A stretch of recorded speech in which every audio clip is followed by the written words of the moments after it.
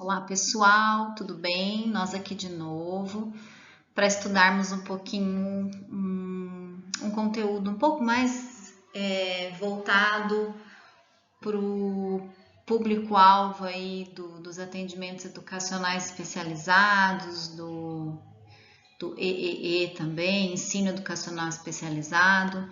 Hoje eu quero falar um pouquinho sobre os relatórios emitidos, as propostas de intervenção em cima desse relatório e explicar a diferença entre os transtornos específicos de aprendizagem, o que são, como que a gente chega nesse diagnóstico, tá bom?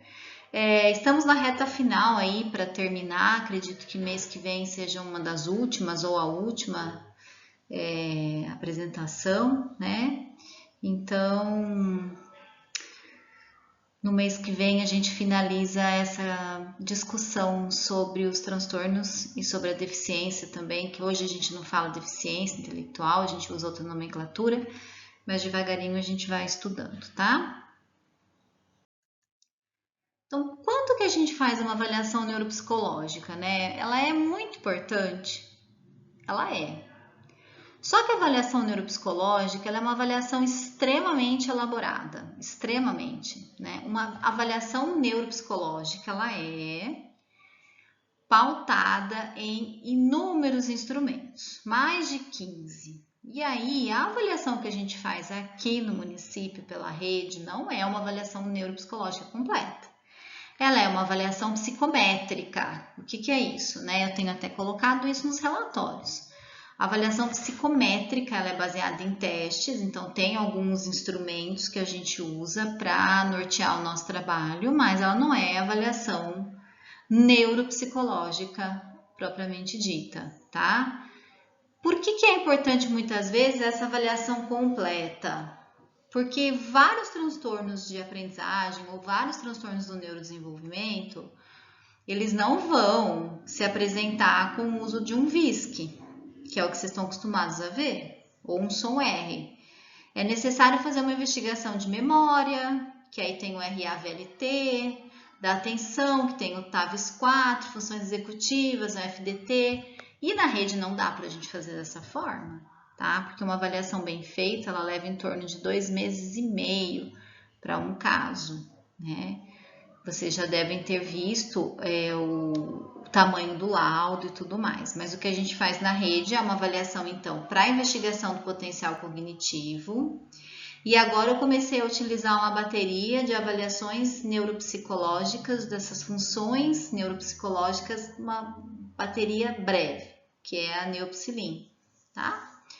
Então, por que é importante a gente fazer isso, né? Para identificar o transtorno do desenvolvimento intelectual, os transtornos de aprendizagem, para a gente poder identificar um transtorno de déficit de atenção e hiperatividade, transtornos psiquiátricos, lesões cerebrais e alguns comportamentos disruptivos que podem estar ligados a outros quadros, né? Quadros aí de tumor, de doenças degenerativas. Então, a avaliação é importante para isso.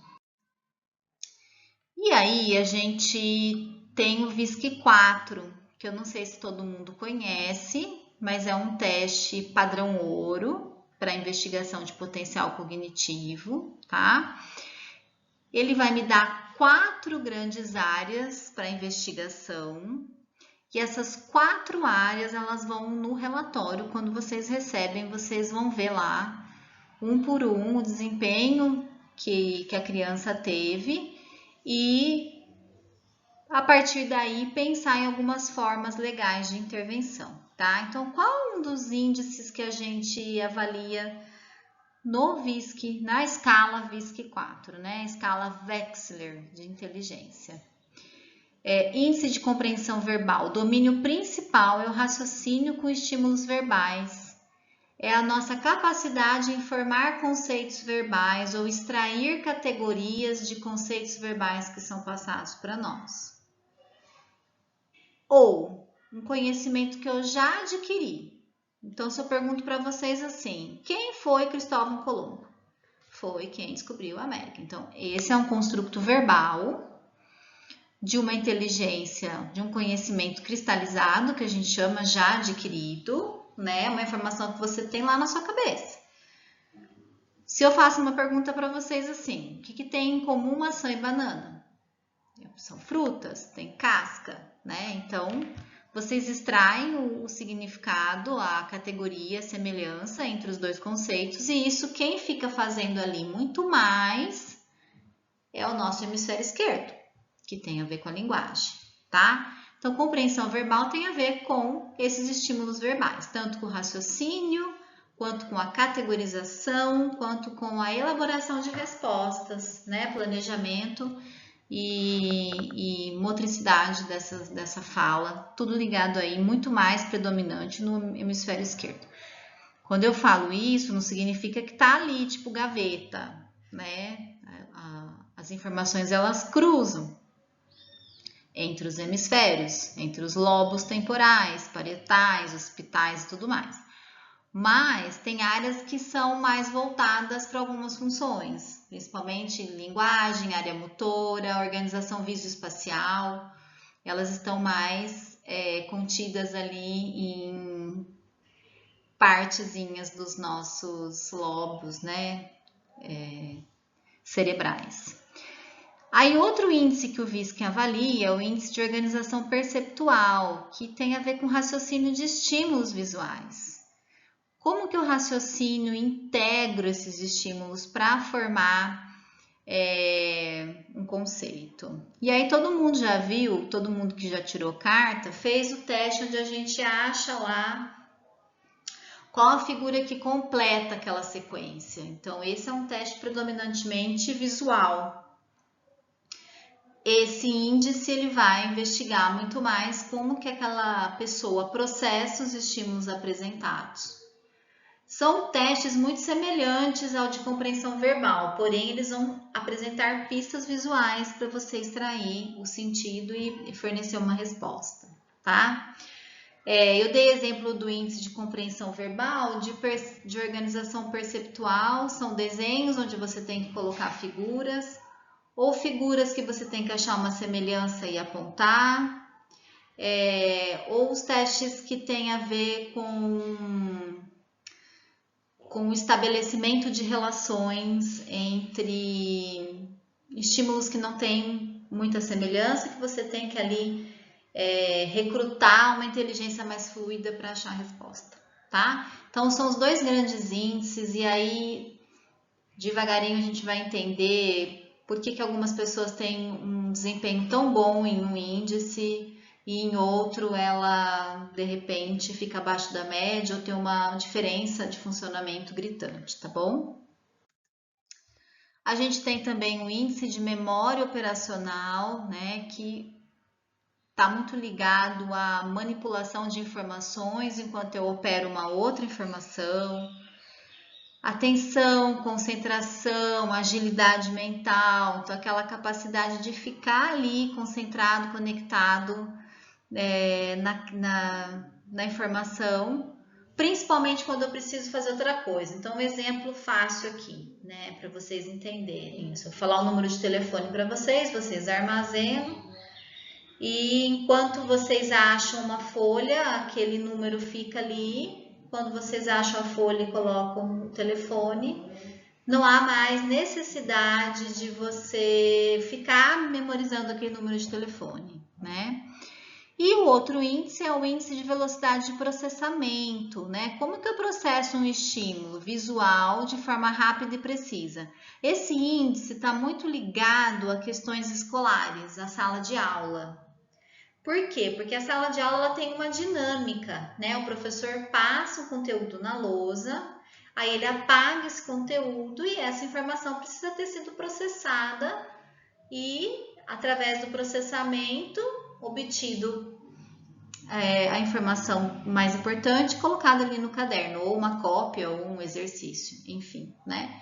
Então, quando as crianças têm um índice de velocidade de processamento muito abaixo, ou com discrepância também de funcionamento, a gente tem que adaptar algumas questões em sala de aula, diminuir cópias, fornecer fotocópias para a criança ter ali próximo, porque copiar da lousa para ela não dá certo, enfim.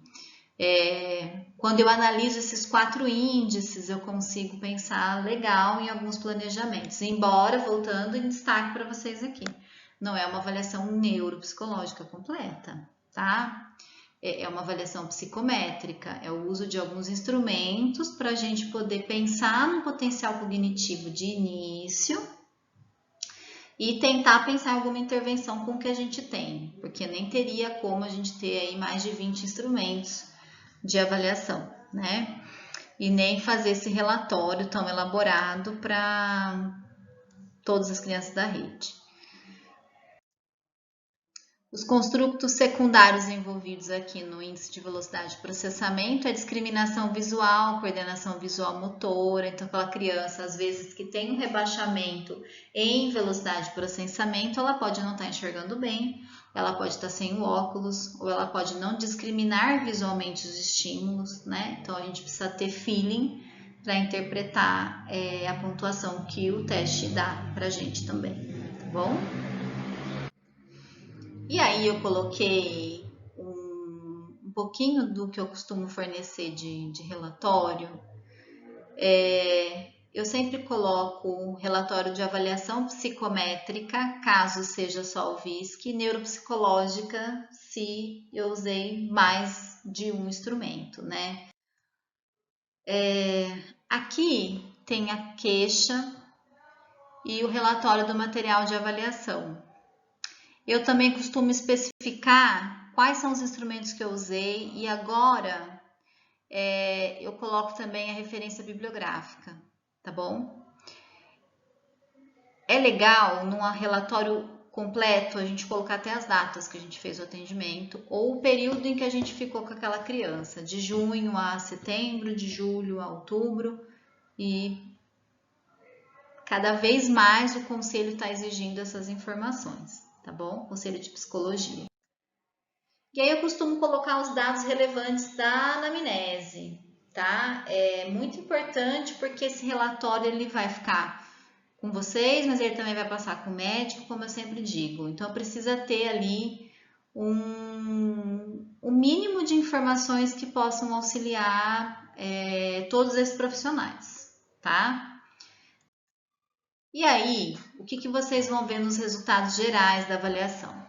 Que o potencial cognitivo ele pode ter ficado dentro da média, e aí a gente tem uma questão de números, porque tem que ter agora, a gente tem que especificar valores, tá?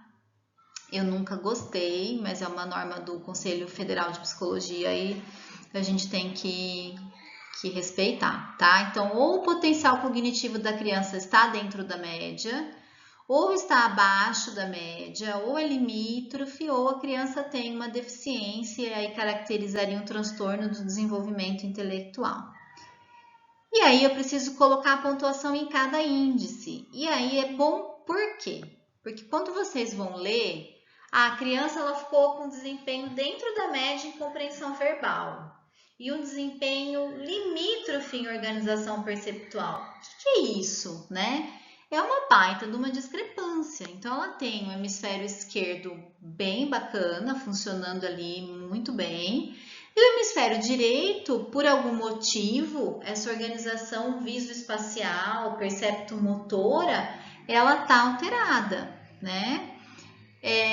Pode ser porque a criança não levou óculos para as sessões? Pode. Pode ser porque na hora de fazer um rastreio dos estímulos visuais, ela teve prejuízo na mobilidade ali dos olhos? Pode. Mas é um sinal de que tem alguma coisa errada, né? E aí essa discrepância ela vai fazer o quê? Com que esse cognitivo da criança caia muito. Porque o cognitivo nada mais é do que uma média entre compreensão verbal e organização perceptual, memória operacional e velocidade de processamento.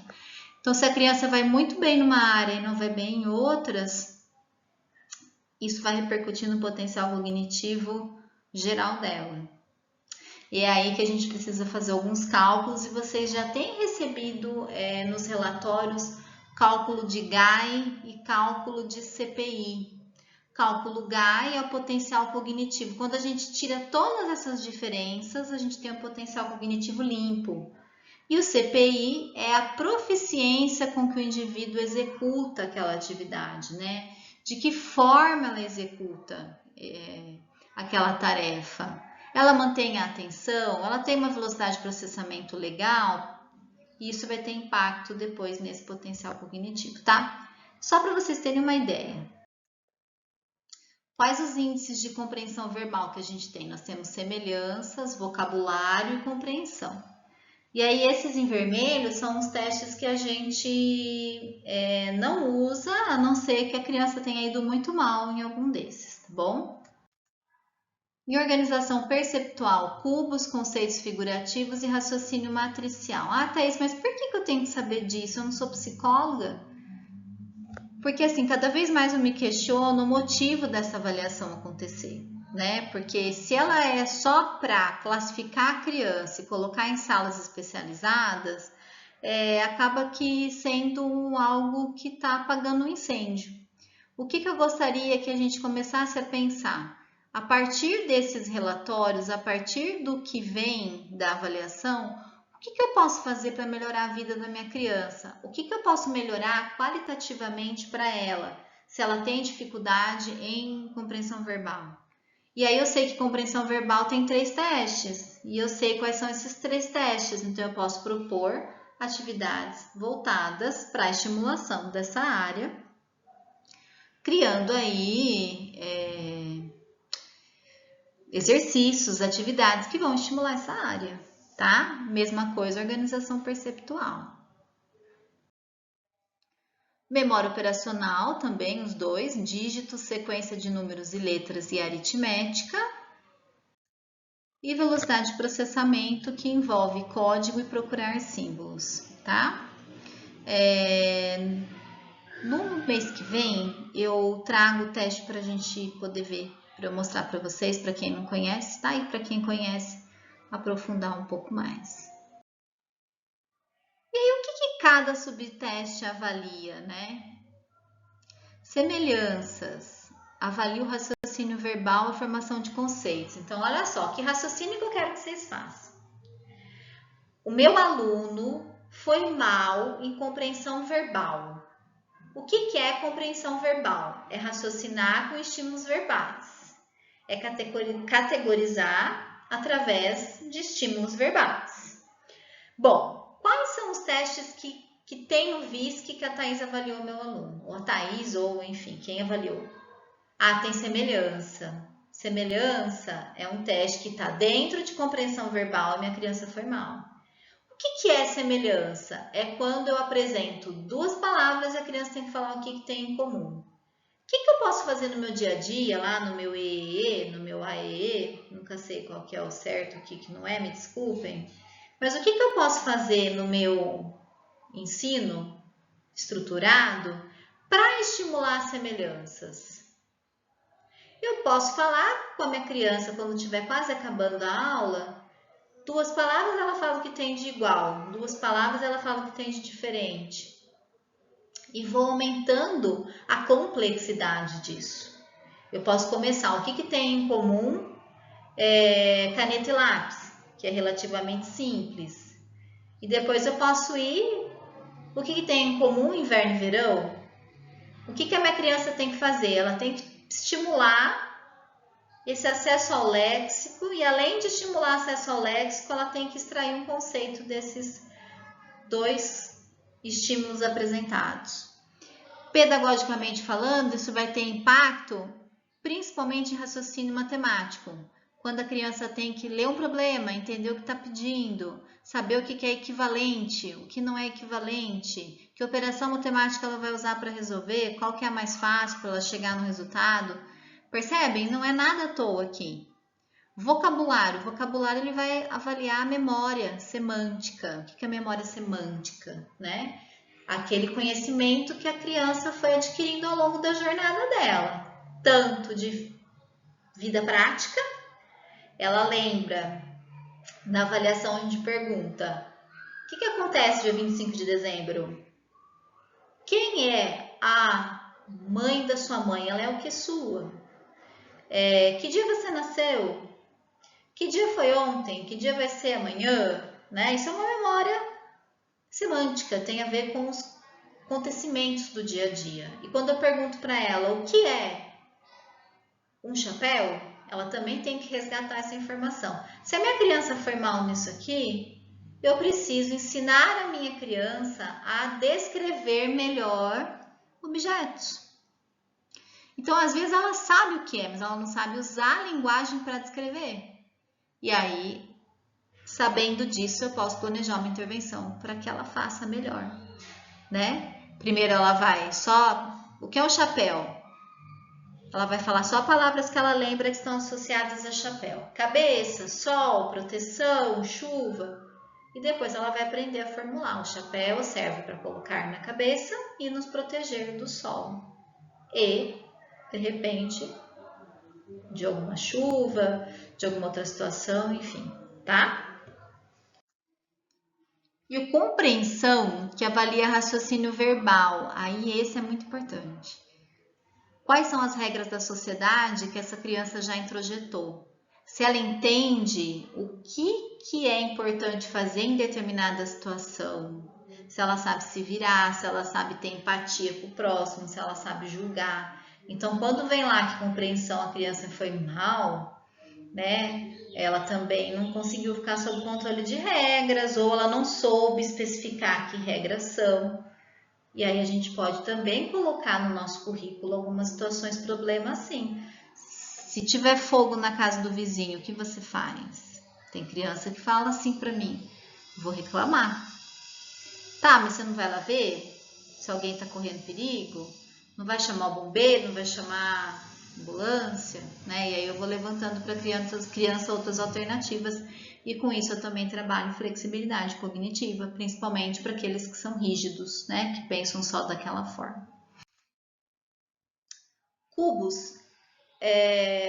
Organização perceptual, tem que olhar para uma figura e tem que construir aquela figura.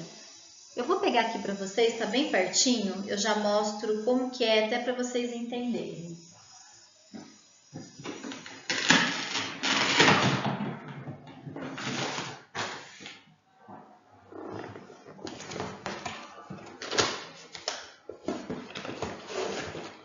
Os cubos, eles vêm assim, ó. Esse é um desenho que a criança fez, tá? Mas eles vêm com lado vermelho e lado branco, metade vermelho, metade branco. E aí eu mostro para a criança figuras.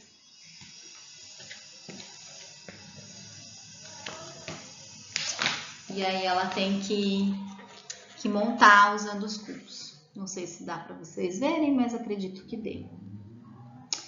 E aí, o que isso aqui me mostra, né? A criança tem uma boa discriminação visual, às vezes ela até tem, mas ela tem prejuízo de habilidade perceptomotora. Ela faz o desenho, mas ela rotaciona, ela inverte, ela aumenta.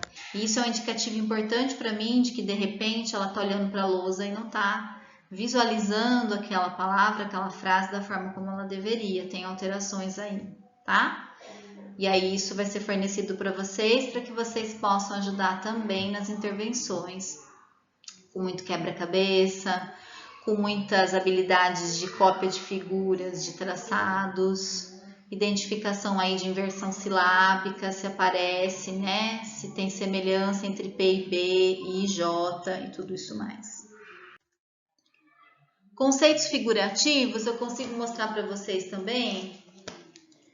É um teste semelhante a semelhanças, muito parecido, onde a criança ela tem que me mostrar que figura dessa fileira combina com qual figura aqui dessa fileira, tá? Então, teoricamente seriam, deixa eu ver aqui, as árvores, tá? E o raciocínio matricial, que a gente conhece, a gente já fez na autoescola, onde a gente tem que achar a figura aqui completa, tá? Vocês viram que são estímulos puramente visuais e a gente precisa raciocinar com eles e achar uma semelhança, uma categorização entre esses elementos, mas recruta muito visual. E aí tem a primeira coisa que eu gostaria de dizer para vocês. Não são todos, tá? Quando a gente pensa em ser humano, cada um é um. Mas grande parte dos autistas vão muito bem em organização perceptual e compreensão verbal. A gente percebe uma discrepância de funcionamento. De novo, não são todos os casos, mas é o que a literatura mostra aí, tá?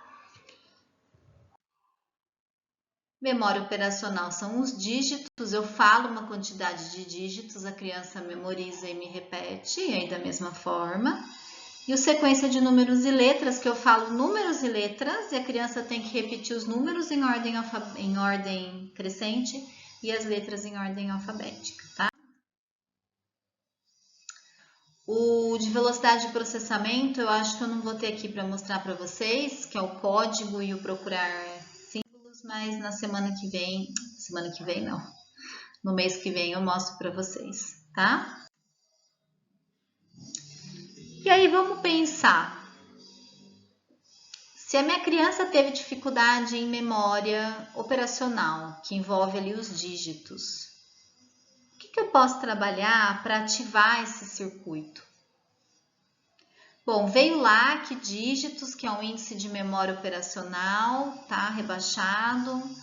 Eu posso trabalhar então sinônimo e antônimo para a criança falar rapidinho para mim, para ela completar sentenças também de forma rápida. Montar, isso preciso lembrar de trazer para mostrar para vocês, é muito simples. É uma folha onde tem círculos amarelos e círculos azuis. E aí a criança tem que olhar para o círculo azul e falar amarelo, e olhar para o círculo amarelo e falar azul, que é uma função de controle inibitório, que ajuda a estimular. Falar palavras com sons semelhantes e pedir para a criança falar se é igual. Isso também treina memória auditiva, discriminação auditiva, que é o que o dígitos trabalha, tá? Mostrar uma figura e pedir para a criança descrevê-la. Utilizar o jogo Lince para trabalhar a construção de frases. Então, se a criança pegar uma ficha de chapéu, terá que construir uma frase com essa palavra. E pedir para a criança repetir uma sequência de números e depois na ordem inversa. Então, essas são algumas sugestões de atividade para a gente trabalhar memória operacional quando aparece no teste que ela vem rebaixada. E eu vou dizer para vocês, 80% até mais das crianças que eu avalio na rede municipal, o índice de maior prejuízo é o índice de memória operacional. Por quê? Porque ele envolve atenção, concentração, agilidade, raciocínio. E a maior parte das crianças que chegam para mim, elas vão ter um prejuízo atencional muito grande. Às vezes nem tem um rebaixamento cognitivo, mas tem um rebaixamento aí de controle atencional e executivo. Eu esqueci de falar para vocês, eu acho importantíssimo, ó. Um QI normal é a partir de 90. De 90 a 109 a gente tem um QI normal. Abaixo de 90, então a gente tem ali de 89 até 80, nós temos um QI médio inferior. Esse médio inferior pode sair dessa condição e ir para uma média, tá? Desde que a gente consiga fazer a reabilitação, a estimulação cognitiva. Depois a gente tem o limítrofe, que é aquela criança que vai ficando bem ali, ela vai conseguindo algumas coisas, e ela vai passando, e ela vai conseguindo sempre o mínimo.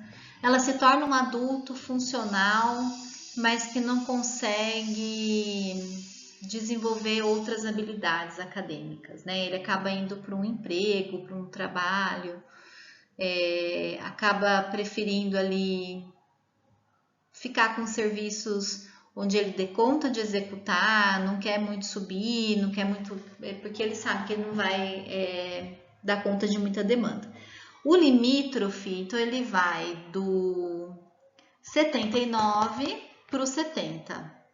E abaixo de 70, então 69, nós temos a deficiência intelectual. A gente comprova uma deficiência intelectual e aí a gente chama de transtorno do desenvolvimento intelectual, quando a gente avalia através de um teste, né, padronizado como VISC ou SOM-R, mas quando a gente também identifica comprometimento de habilidades adaptativas. Então, o DSM e o CID-11, DSM-5 e o CID-11, eles são categóricos em afirmar que, para um diagnóstico de transtorno do desenvolvimento intelectual, é necessário um teste para identificar se o QI é inferior a 70 e uma investigação detalhada de habilidades adaptativas. O que são essas habilidades adaptativas, né? É a comunicação, é o comportamento adaptativo, né? Eu sei escovar meus dentes, eu sei comprar alguma coisa que volte troco, eu sei tomar um banho sozinho, eu sei usar um banheiro, eu sei me relacionar com as pessoas ao meu redor, né? Então a gente precisa identificar isso. Esses números são para que vocês entendam. Então, o QI abaixo de 60, a gente tem uma deficiência, um transtorno do desenvolvimento intelectual no nível moderado. Daí são aquelas crianças que geralmente vêm encaminhadas para a PAI, tá? Quando a gente tem uma dificuldade aqui no teste código, o que eu posso fazer?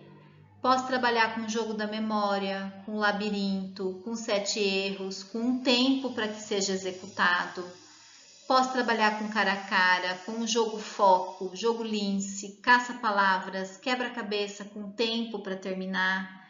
Por quê? Porque os testes de velocidade de processamento, como código, ele está relacionado a um tempo de execução. Então, para estimular essa parte, eu preciso entrar com cronômetro e colocar para a criança que a cada vez que ela for exposta àquela atividade, ela vai ter um tempo mais curto para fazer, para a gente acelerar essa velocidade de processamento, tá? Procurar símbolos também faz parte de velocidade de processamento, e aí procurar símbolos a gente tem jogo da memória, labirinto, 7 erros, cara a cara, os mesmos, tá? Eu acrescentaria aqui também aqueles de circular todas as letras A numa folha, ou achar a palavra na cruzadinha, ou achar uma sequência de números específica no meio de um monte de letras e números, tá bom?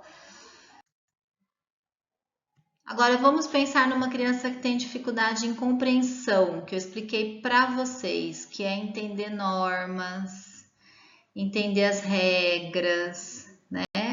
Então eu tenho que falar 2 palavras e pedir para a criança descrever as semelhanças e as diferenças, descrever as características de um objeto, trabalhar bastante a habilidade social. Crianças com deficiência precisam ter no currículo delas também o treino de habilidades sociais, para garantir aí que elas consigam conviver, diminuir conflitos e tudo mais, tá? Trabalhar rimas, pseudopalavras, transposição silábica. Pessoal, isso aqui é fundamental. Lá no ensino infantil, trabalhar rima, consciência fonológica, palavras que existem, palavras que não existem, tá? A professora pode ler frases referentes a histórias infantis e a criança tem que nomear qual é a história que a professora está lendo. A professora lê história, faz pergunta, mas antes de qualquer coisa, uma criança do ensino infantil que não teve trabalhado a consciência fonológica, ela vai ter uma dificuldade importante na alfabetização, tá? Então a gente tem que brincar muito com o sonzinho das palavras. A criança tem que entender o que rima, o que não rima. Quais palavras começam com a mesma letra, quais palavras terminam com a mesma letra. E isso eu posso fazer com pistas visuais, tá? Se eu inverter sílabas, pata vira tapa, e aí eu posso propor uma brincadeira ali onde uma criança carrega uma sílaba, outra criança carrega uma outra sílaba, e aí primeiro vem fulano e o ciclano, depois é o ciclano e o fulano, para ver que palavras que formam. Tudo isso no lúdico ajuda aí muito nessa estimulação de compreensão verbal. Desses testes que às vezes vocês estão lendo ali, vou chegar logo na conclusão, né? Por que é importante a gente saber? Para a gente evitar um prognóstico ruim. Já aconteceu de crianças serem estimuladas e conseguirem melhorar a pontuação e até sair de uma condição média inferior para uma condição dentro da média. Então, a intervenção ela é fundamental. O ideal seria ter uma equipe na saúde? Seria. Paralelo à pedagógica, com certeza, mas a gente não tem. Então, seria muito interessante que no AEE, no EE, a gente trabalhasse com essas ferramentas, tá? Quando a criança vai mal nesse teste aqui, ó, cubos, que é a organização perceptual. Trabalhar muito quebra-cabeça, sequência lógica, lince, foco, jogo dos 7 erros, labirinto, atividade de ligar pontos, atividade para achar figura e fundo. Ajude muito para que depois ela tenha um desempenho melhor aqui. Conceitos figurativos, que é esse teste aqui. Se a criança não foi bem, que tipo de atividade a gente pode fazer? Vendo? Tem que achar os semelhantes. Fornecer uma prancha com 4 ambientes, sala, quarto, banheiro e jardim. A criança tem que observar essa prancha por 5 minutos. Depois fornecer uma prancha com todos os elementos misturados. A criança tem que fazer um X nos elementos do banheiro, um círculo nos elementos do quarto, etc. Depois contar quantos elementos de cada ambiente. Ou, mais ainda, que elementos podem estar em um ambiente e também podem estar em outro. Quais as semelhanças, e aí com as pistas visuais, tá? Semelhança, que é aquele teste verbal. Mostrar uma prancha com ambientes variados, banheiro, sala, pedir para a criança olhar a figura e começar a contar uma história. Durante a contagem da história, a professora introduz um elemento diferente e a criança tem que incluí-lo nessa contagem de história. Então, ela começa lá, era uma vez uma princesa que morava na torre, e aí a professora coloca uma banana. E aí ela sentiu vontade de fazer um sorvete chamado banana split, por exemplo. Então, aí o cérebro dela teve que flexibilizar, selecionar estímulos semelhantes na história para encaixar essa banana. Tá? Coisas simples, básicas, mas que ajudam muito mais do que cópias de letras, de sílabas, traçados de onda vai, onda vem. Hoje a gente tem materiais de estimulação cognitiva que são fantásticos e a gente encontra assim muito facilmente, muito mais do que na minha época, tá? Conceitos figurativos que a gente também viu aqui, colocar para a criança uma sequência de estímulos visuais, pedir para ela mostrar quais combinam, e aí a gente também trabalha com a equivalência de estímulos. Isso é muito importante depois na matemática. No vocabulário, falar 2 palavras e pedir para a criança apontar as semelhanças, depois as diferenças também ajuda no vocabulário. Soletrar palavras, pedir para a criança adivinhar que palavra é essa. Mostrar uma cena visual, pedir para a criança contar uma história. Trabalhar com o jogo da memória silábico. Cada sílaba encontrada deve formar uma palavra. Para trabalhar com memorização de conceitos, eu posso me apoiar em pistas visuais também, para ajudar a criança a memorizar o que é uma montanha, o que é uma planície, o que é um lago. Me apoiar aí também na apresentação de figuras para que ela faça associações. Raciocínio matricial. Falar o alfabeto e no lugar das vogais ela vai ter que mostrar a língua.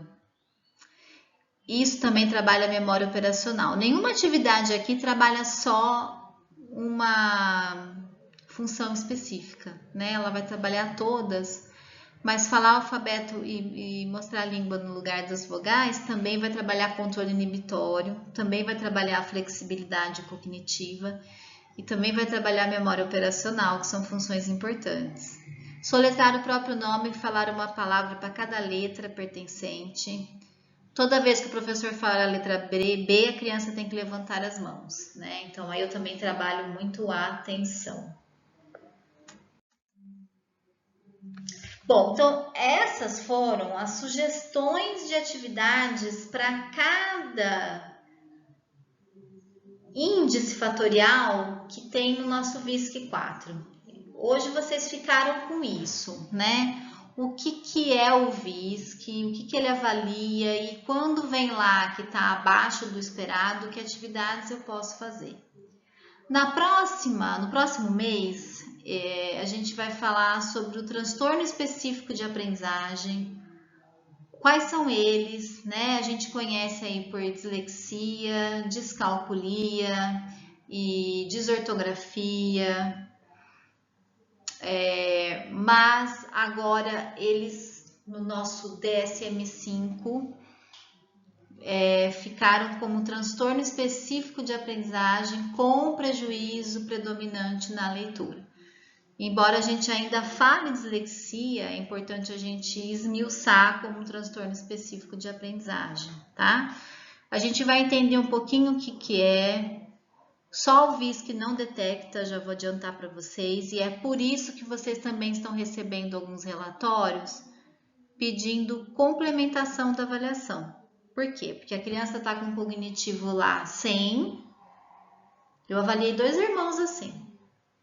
O cognitivo dele 100, 107, discrepância quase nenhuma entre os índices, mas a criança não aprende nada, está com 10 anos e não se alfabetizou ainda. Matemática ela até vai bem.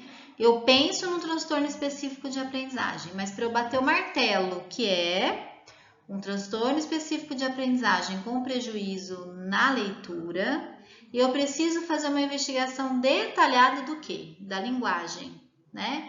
Como que a criança está com consciência fonológica por produção oral, como que é a memória fonológica dessa criança, se ela nomeia figuras a partir de pistas visuais, que é o teste infantil de nomeação. Dependendo da faixa etária, eu posso usar um instrumento mais detalhado para avaliar velocidade de leitura, fluência e compreensão do que leu.